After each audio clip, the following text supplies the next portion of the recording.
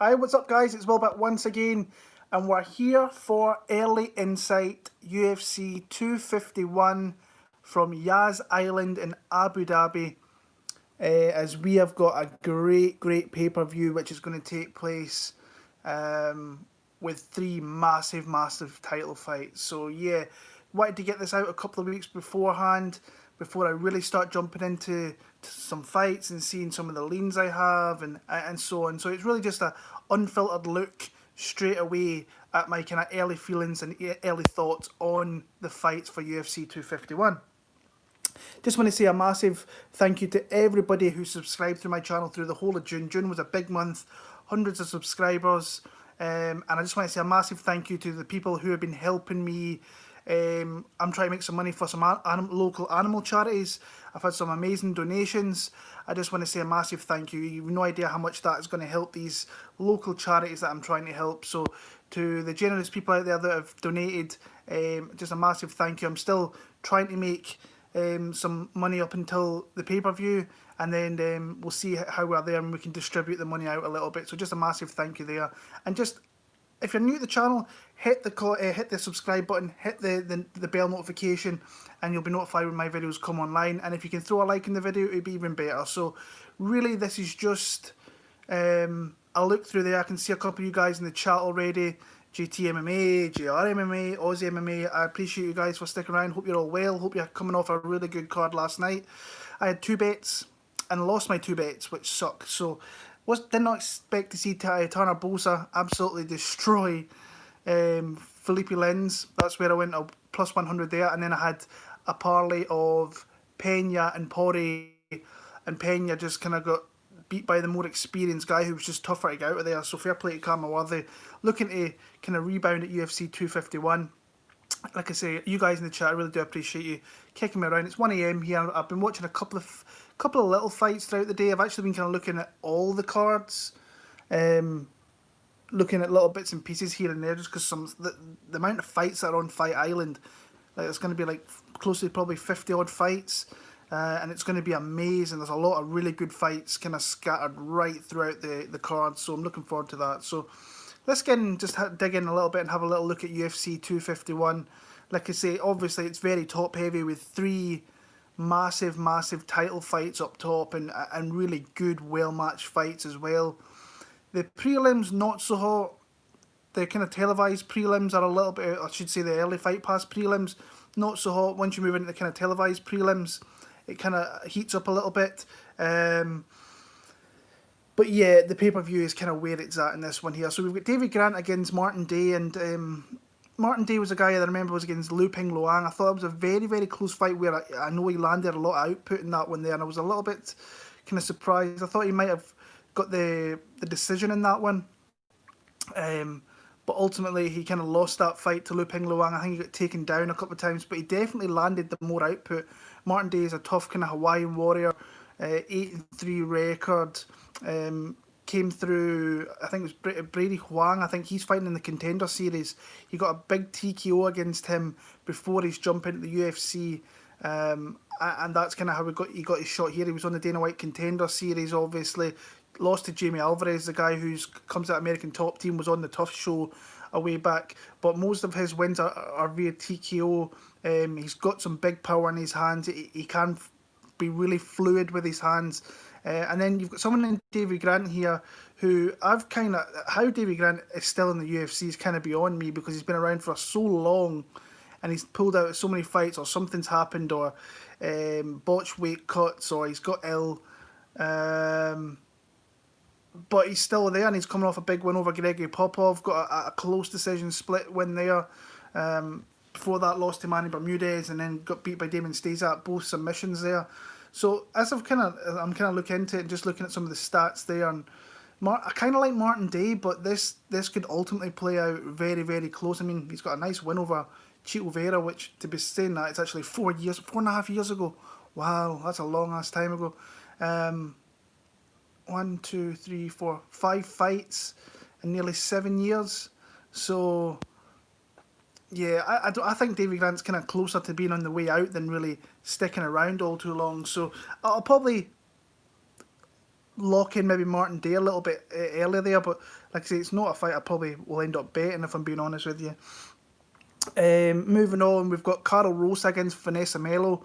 Carol Rosa against Lara Procopio, I think it was a really fun fight. There was a lot of output, still pretty low level women's MMA, but there was a lot of kind of action in there, a lot of kind of strikes were landed, a lot of strikes were thrown. And then you've got Vanessa Melo, who's coming off 2 losses to Irene Aldana and Tracy Cortez, which is a little bit worrying because Tracy Cortez is not a 135er at all.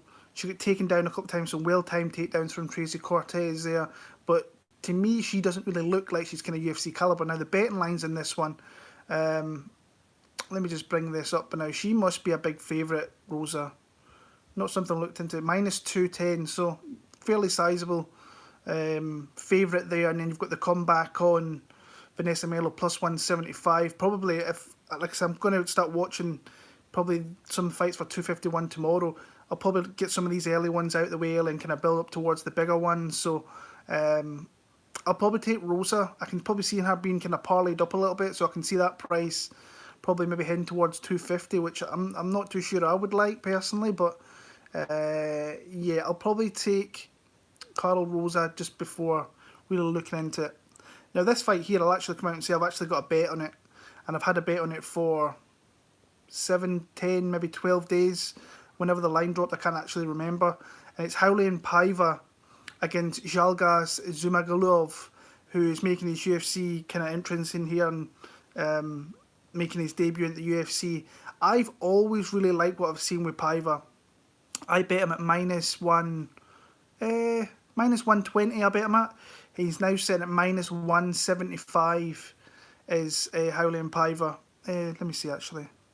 Yeah, minus 185. So again, that line's kind of went up a little bit. And I knew that he was a guy that when I seen that bet and I thought, right, I have to get on that early. And I was surprised that the limits were actually quite decent for it. So I managed to jump on that, get a good amount on him. I think it was 3 units I got on him. So a good amount of money on him. Minus 120s obviously went up to minus 185 now. So I'm on the value side. I just need him to kind of cash here. You look at Zhumagulov is a guy that kind of came on my radar, I want to say, when would it be? Probably a couple of years ago. I think it was when I first heard that name coming out of Kazakhstan, flyweights. And then he's really kind of came through in the last kind of couple of years. He faced Shak Haj, who's a guy that if you kind of know the British MMA scene a little bit, he's been around for a long time. Beat Tyson Nam, he's in the UFC now, the unanimous decision. Tagar Ulanbekov, who's also in the UFC now, beat him. And then he beat Ali Bagatinov, who obviously was in the UFC. I think he, if I remember off the top of my head, fought for a title against DJ. Won a very, very close split decision there.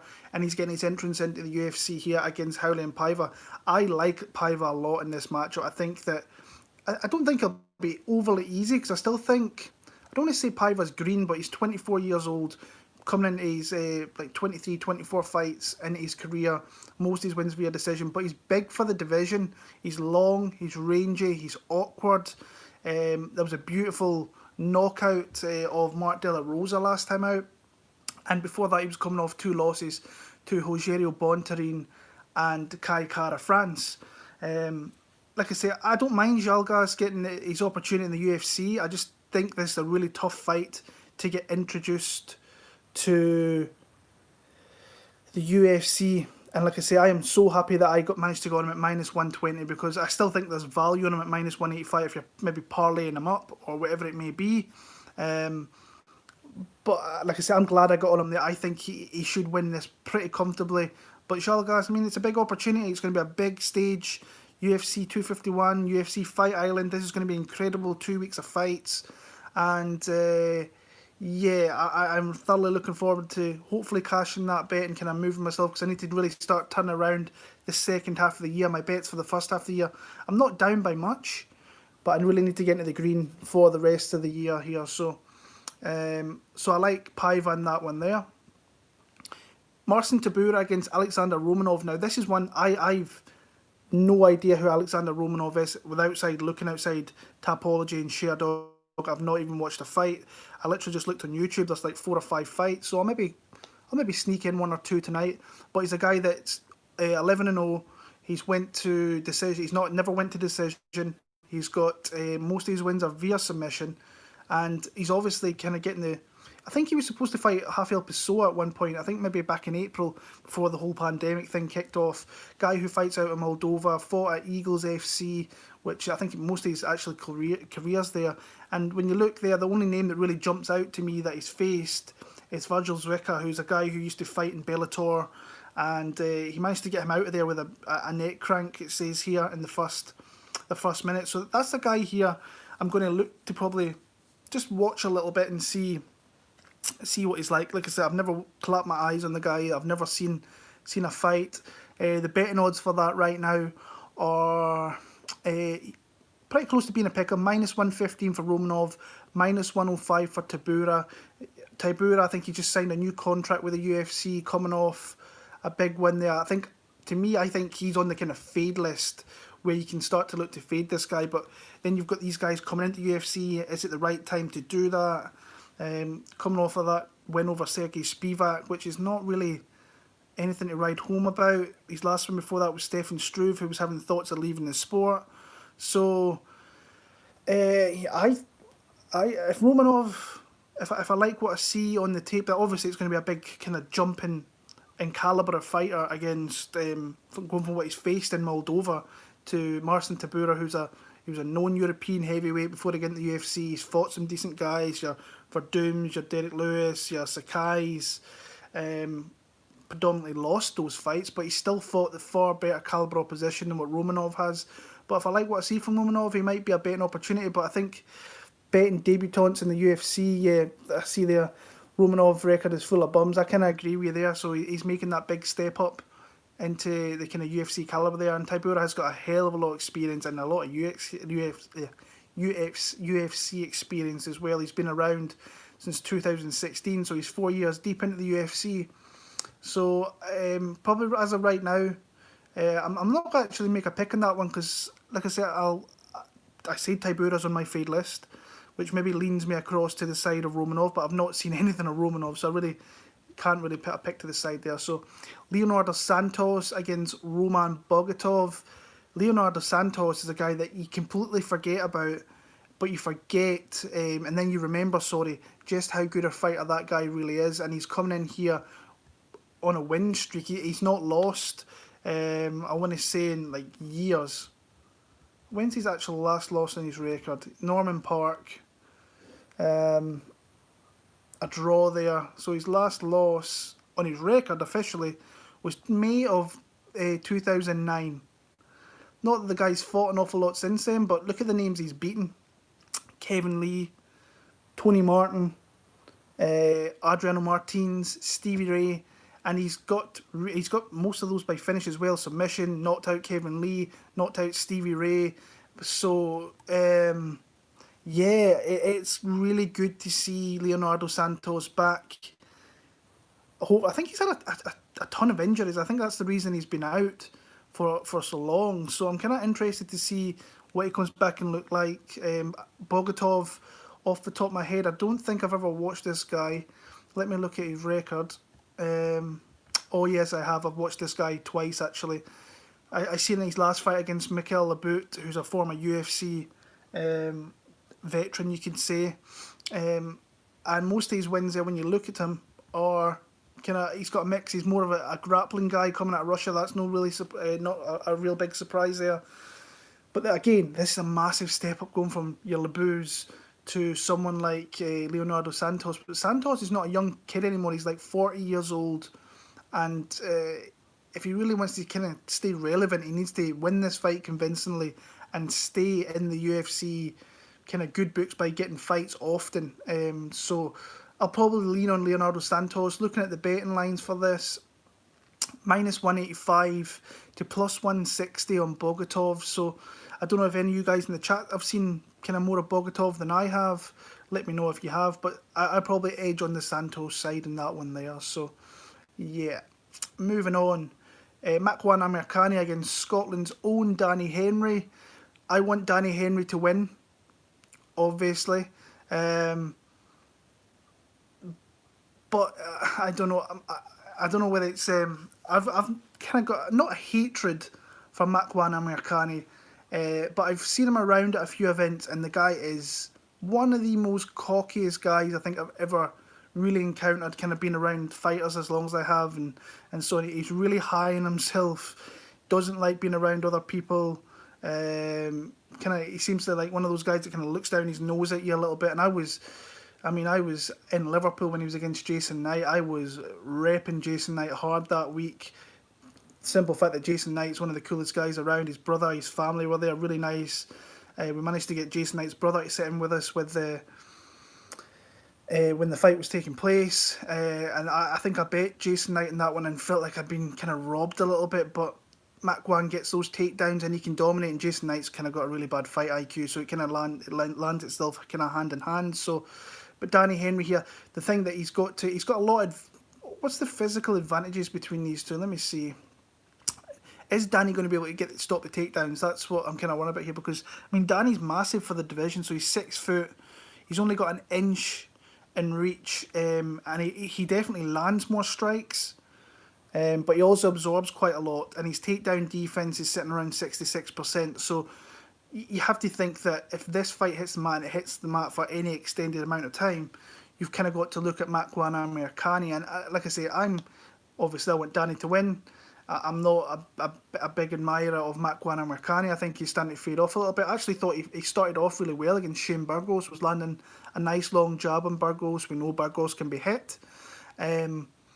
But eventually started to fade out, and once he started to fade out, he started flopping to his back. He was in a lot of trouble with the striking of Shane Burgos. Not saying that Henry is ever on the level of that, but if this was to kind of go in late and at the second and third round, and he could stuff some takedowns, keep us on the feet, then I do think that he could come out here and maybe hurt Makwan Amirkhani and maybe just get him ultra shooting and stopping him for there. And Danny's got some long levers on him, so he might be able to catch a submission himself. We've seen him when he caught Dawoodu, a massive, was it a guillotine that I think he caught him in there, and it was just a massive, massive win. And not a lot of people was kind of giving him a big shot in that one, because Hakeem come over from the PFL, had a lot of hype there and was kind of being hyped up a little bit. But minus 190 for Makwan, Danny Henry plus 165. I probably lean Makwan in that one, if I'm being honest with you, but like I say, all the kind of goodwill is wanting to be on Danny Henry for that fight. Elizeu Zaleski dos Santos against Muslim Salikov. This is a really good fight, a really close fight there. And I think the odds I've just seen there were minus 110 apiece. Minus 105 to dos Santos to minus 115 Salikov. Really close fight. I think this one's going to be really, really close. I think on the feet, both guys are dynamics kind of strikers. They've both got knockout power. You've got the reach advantage of dos Santos. I cannot remember, is it Kung Fu that Salikov comes from the background of his? And he's coming off a win over Laureano Stalopori, Ricky Rainey, Nordine Taleb. So he's got himself a nice little run where you've got Zaleski, who got a really close decision win over Alexei Kunchenko. That was really a well-contested fight there. And you've got both guys who I think that... I don't know who's the more dynamic striker. This is going to be an interesting fight to sit back and watch, because there was obviously a lot of hype on Zaleski dos Santos before he went into that fight in China and got beat by the Leech. But he's a guy that is very dynamic. He's got a lot of power, but has he maybe flamed out a little bit? I'm not too sure. He's a guy that kind of spams a lot of shots, not particularly accurate, where I think that Salikov picks his shots a little bit better.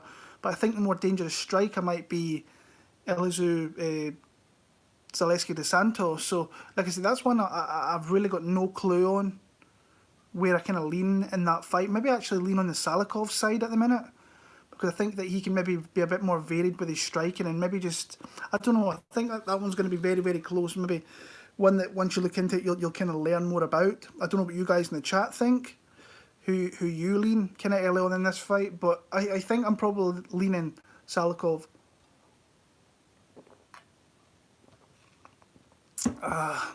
Okay, where are we now?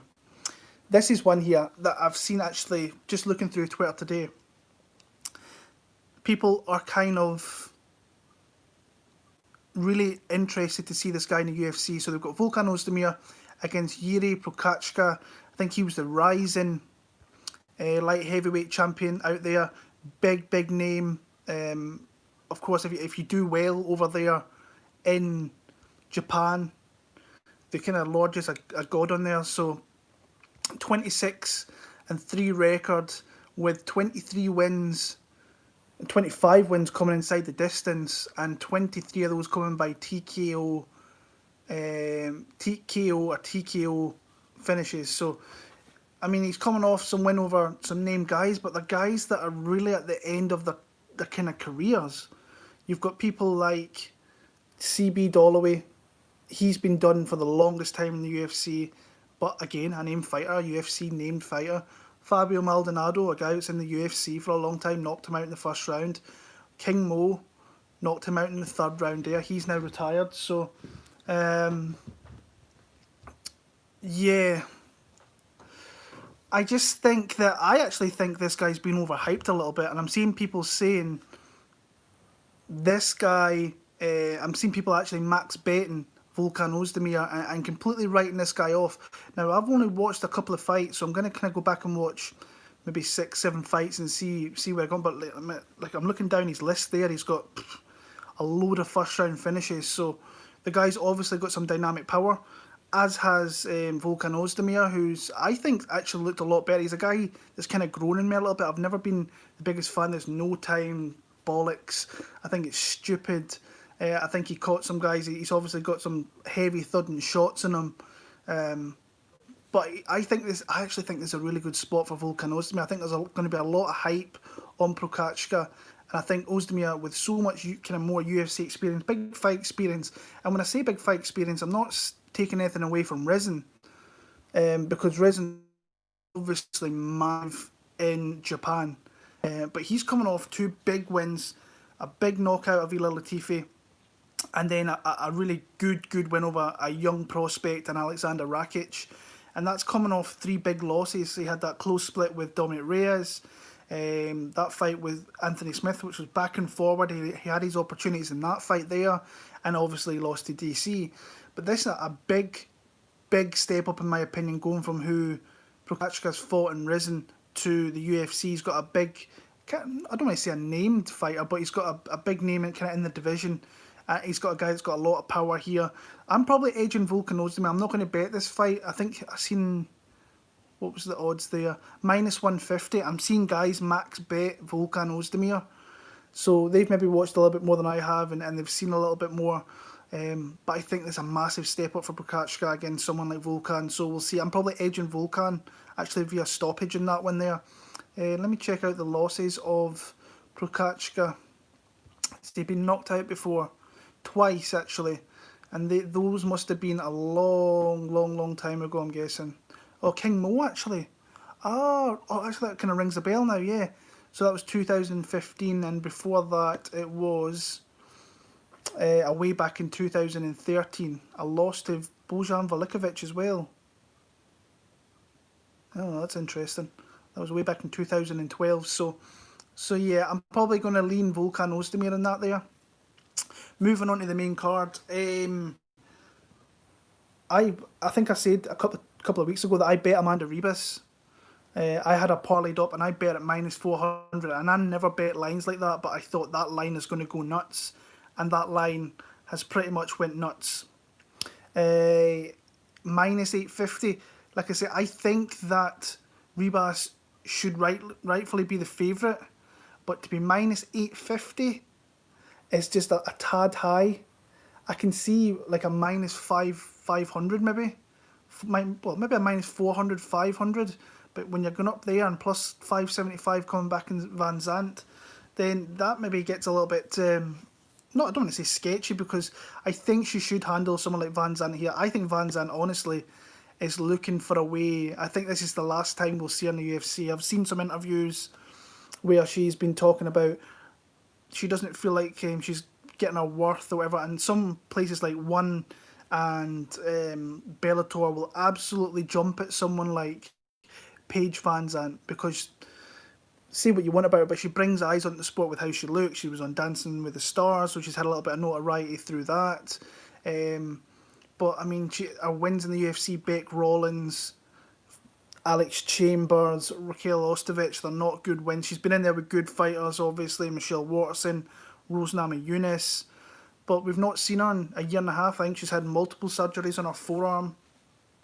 And then you've got someone in Amanda Ribas who's just surging. She looks, every fight, she looks so much better, and she looks so strong, so decisive with her decisive with her kind of shot selections getting better. Really, really pieced up kind of Randa Marcos a little bit. Mackenzie Dern, she was just levels above her, and she was miles ahead kind of the thought process of that fight now. So, and like I say, she's undefeated in the UFC. So, and that's coming off a massive, like before she went to the UFC, she got knocked out like violently against Polyana Viana. If you go back and watch that, it's kind of devastating. So, yeah, I like Ribas. I think obviously, if I've bet her, I'm fairly confident. I think she wins this fight out of 10 times, at least 8 out of 9 times. So minus 400, I had her parlayed up with Curtis Blades. I think she's got a massive advantage on the ground if this stays, if this goes to the ground. I think she's a lot more savvy down there. Obviously, I think Van Zandt will maybe try to use the wrestling a little bit, but she's hard to take down, and I think she's very, very good on the ground herself. And her striking, to me, it's definitely something that is coming on fight by fight here. Let me bring up some stats here and see what Amanda Ribas, her striking is looking like for her last few fights. So her output in the Randa Marcos fight, 85 strikes landed, 74 against Mackenzie Dern. So this girl is beginning to really put everything all together and looking good every fight. And I can see why the UFC are doing this. If they're going to get rid of Van Zandt, you get a name on Ribas' record. She's beaten Mackenzie Dern, she's beaten Van Zandt. They're not big names. I think Mackenzie Dern is. Personally, I'm a fan of Mackenzie Dern, but when you get Paige on there, you maybe get a little bit more eyes onto you, and it looks better on the record there. So I'll be taking Ribas. I actually think she subs her. So yeah, I can see you guys in there. 48 people, that's pretty awesome. I appreciate that. It's one of my bigger streams here, so I appreciate that there. I'm sorry I'm not really kind of responding to the chat as much. But yeah, I really do appreciate you guys in there, and if you can throw a thumbs up, it'd be much appreciated for myself. So thanks. I'm going to move on. This is one that's really interesting me. I've seen a little bit of talk regarding this. We've got Jessica Andrade against Rose Namajunas, and this is obviously a rematch that took place in Brazil, where the champion Rose went down to Brazil, and I actually thought Rose Namajunas was handling that fight very, very well before getting thrown up in the air and getting smashed and knocked out with that slam. I thought she was definitely picking apart Jessica Andrade, which you can do because she is so hittable. Jessica Andrade, she will take a hit to give a hit, and she's a girl that can obviously be hurt via strikes, because we've seen Weili Zhang absolutely destroy her. But even in that fight, I mean, Rose was landing the cleaner, more technical strikes, but Andrade was landing blows as well. She got a couple of takedowns due to those kind of slams and so on, but the cleaner, more technical striking was definitely on Namajunas' side. But you have to be careful of the power of Andrade at all times, because we know you don't see many women that's got one punch knockout power like she did against Carolina. And we have seen that in the past as well. But she's got a very high output, can throw a lot of strikes. She's very, very strong. She can throw you around. We've seen that in the Tisha Torres fight. We've seen that in the Claudia Gadelha fight. She was throwing around and absolutely destroying her with the elbows. So yeah, the one thing with Rose Namajunas, what state or what mental state is she going to be in? Because we know that sometimes she shows up and she's not in the best kind of mental capacity. I've read stuff regarding she's crying on the way to training, and she's doubting herself. She doesn't want to be in the sport. She wants to kind of retire. She obviously had the COVID-19 thing, so where I think a family member or two probably passed away, I remember reading. So that's a lot on your plate, and especially being a former champion, a lot of eyes on her here. How's she going to come back? I think if Rose is in the right kind of mind frame, I think over 3 rounds, I think she can pick apart someone like Jessica Andrade. But I do think that Jessica Andrade is live because she's got that strength, she's got that power. If she lands one shot, it can change the fight completely. If she can ragdoll her a little bit, then I think that I think she could make this fight very, very close. So I'm not writing off Jessica Andrade. Probably leaning Namajunas as of right now, but I don't think I could bet her at current odds. I don't know what the odds of that are. Let me see. Minus 190. I want no part of Rose Namajunas at that. If anything, for me, I'd rather be on the 165 on Andrade. But probably edging Namajunas before I'm kind of going to... I actually watched that fight last week there. So yeah. Peter Yan against Jose Aldo. I already made a video of this probably a couple of weeks back. Where I'm leaning Peter Yan. I think this is I like what the UFC are doing here. Aldo's still a massive name within the sport, and you can build up future stars by beating previous stars. And Jose Aldo is probably the greatest featherweight we've had of all time. You put him up there with Max Holloway, and then you've got this young upstart, and Peter Yan's coming in. And from the very start, I seen Peter Yan. I thought this guy's going to be a massive star. Thought he would be a top 5 guy in the UFC within inside a couple of years. Didn't expect him to get to a title shot this quick. But he's been super active in the couple of years he's been in the UFC. I mean, he's just been in the UFC over 2 years, literally.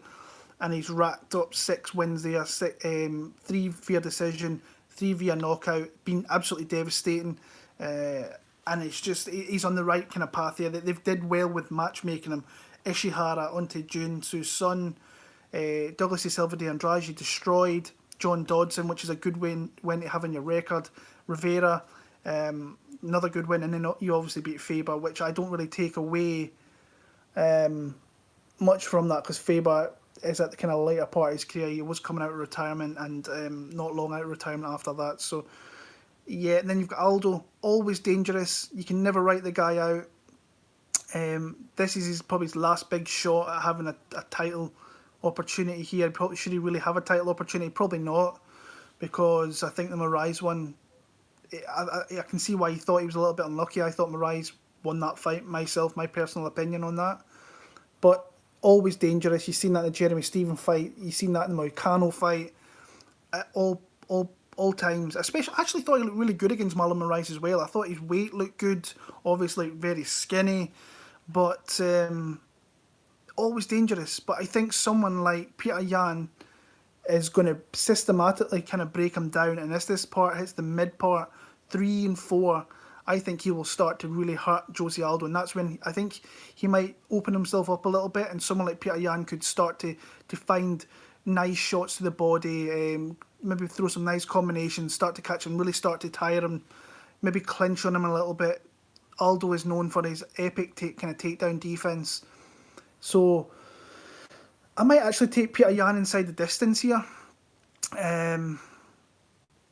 But probably more realistic to kind of go with the decision prop. But like I say, this is the fight I have watched on. I'm very concrete on Peter Yan, but I've still got a lot of more kind of fights to watch regarding some of the other fights in the card. But I like Peter Yan to become the new bantamweight champion, and then have some really big fights kind of going forward. And he's a guy who fights regularly as well, which I love. So let's hope Peter Yan can come through. No disrespect to Jose Aldo, but I think it's Peter Yan's time right now. This one here is really interesting to me. Alexander Volkanovski against Max Holloway. Honestly, I'll come out and say I'm kind of edging, especially where the betting line is right now. I'm edging towards Max Holloway, plus 175. I thought Volkanovski, to start off that fight, fought a brilliant game plan, really loading up in those leg kicks, and really following them up with some really nice hands as well. And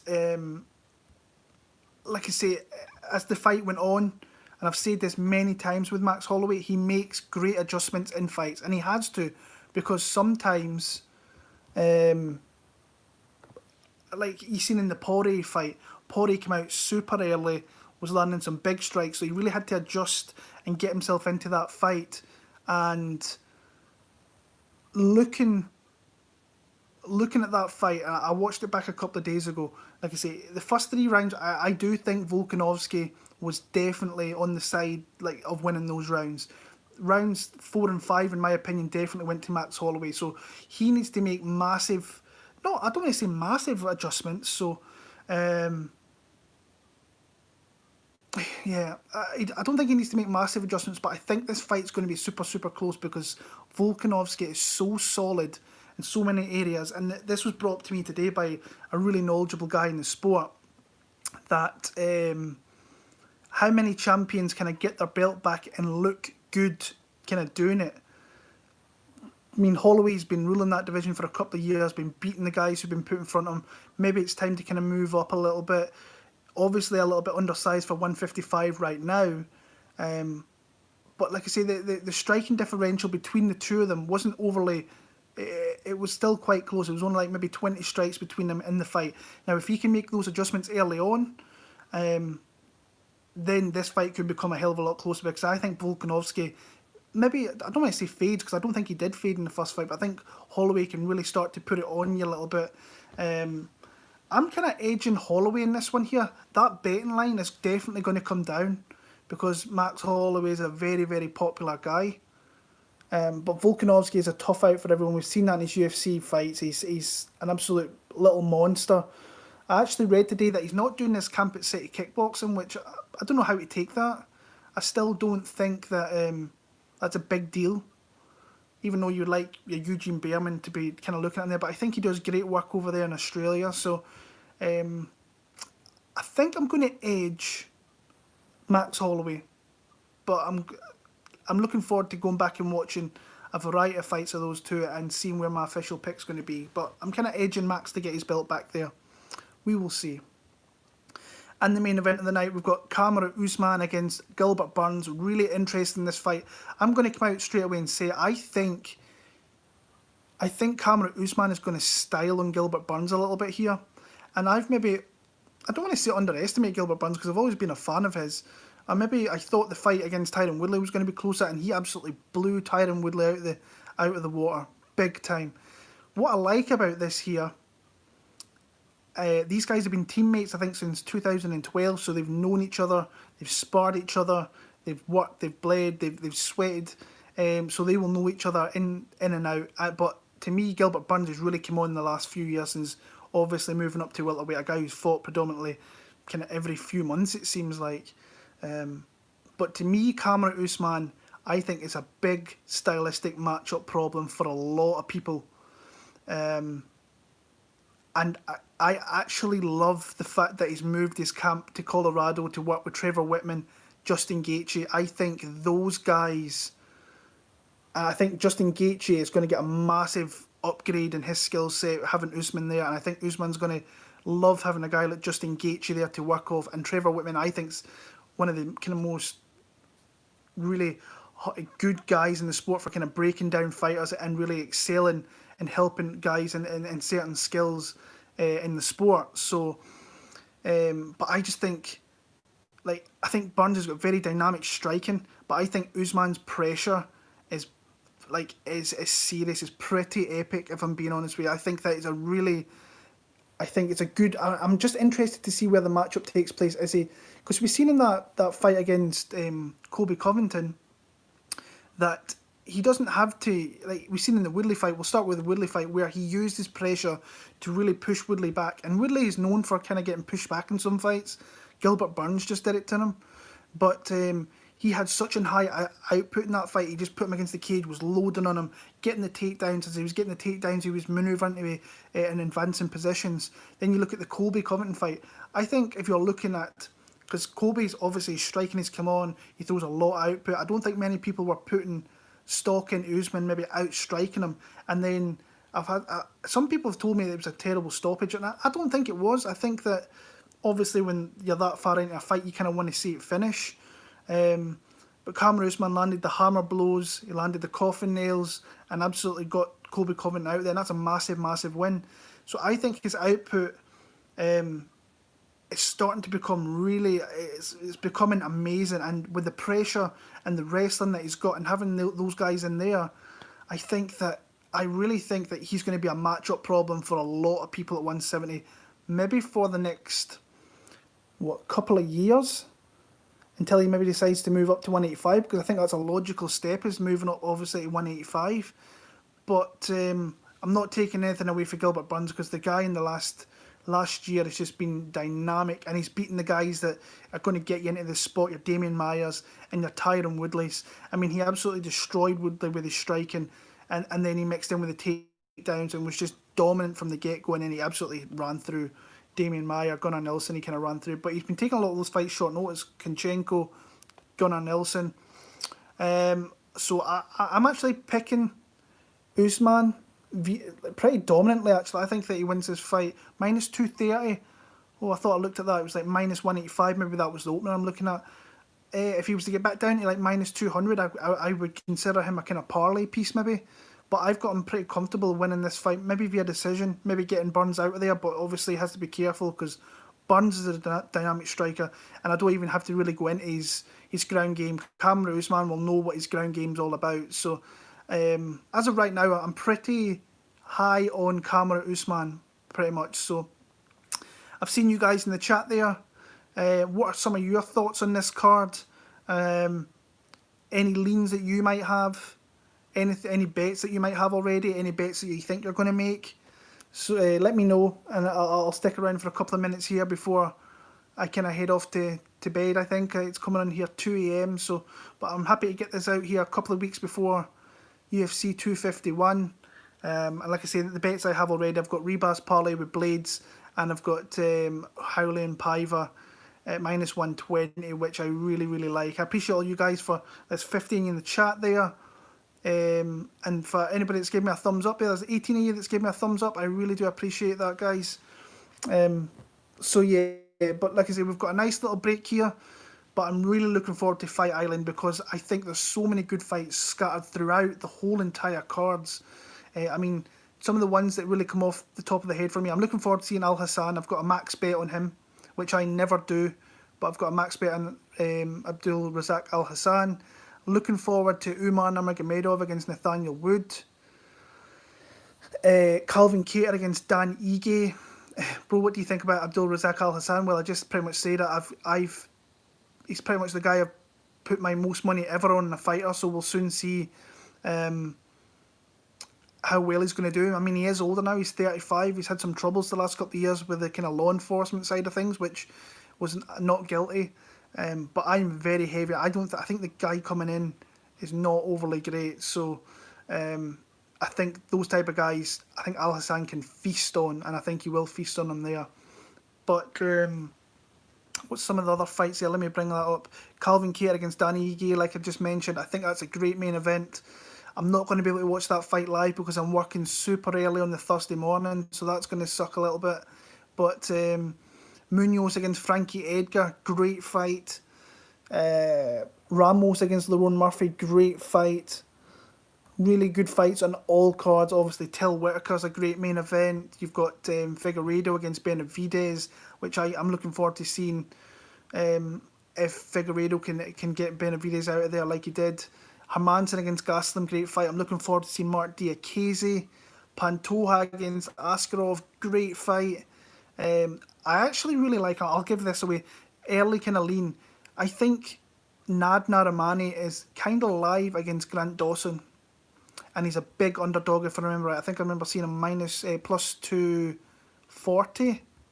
I want to say that line was. Plus 230. I think Nad Narimani could give Grant Dawson some problems in that fight. I really do. So, Davi Ramos against Arman Sarukian. That is one of the fights, one of my top 5 fights I'm looking forward to the whole entire 2 weeks. Brett Johns against Montel Jackson. They've got some great fights in this cards coming up. So I think I'm going to call it a night, guys. I appreciate everybody for sticking around for 45 minutes. I appreciate everybody in the chat there who's just been chatting away and talking fights. So yeah, if you're new to the channel, please hit that subscribe button. It's been a great month for new subs to the channel. I still think I could do better with my picks. Hopefully that kind of changes. Give the video a thumbs up if you can. And until next week, until a couple of weeks actually, all the very best. Take care.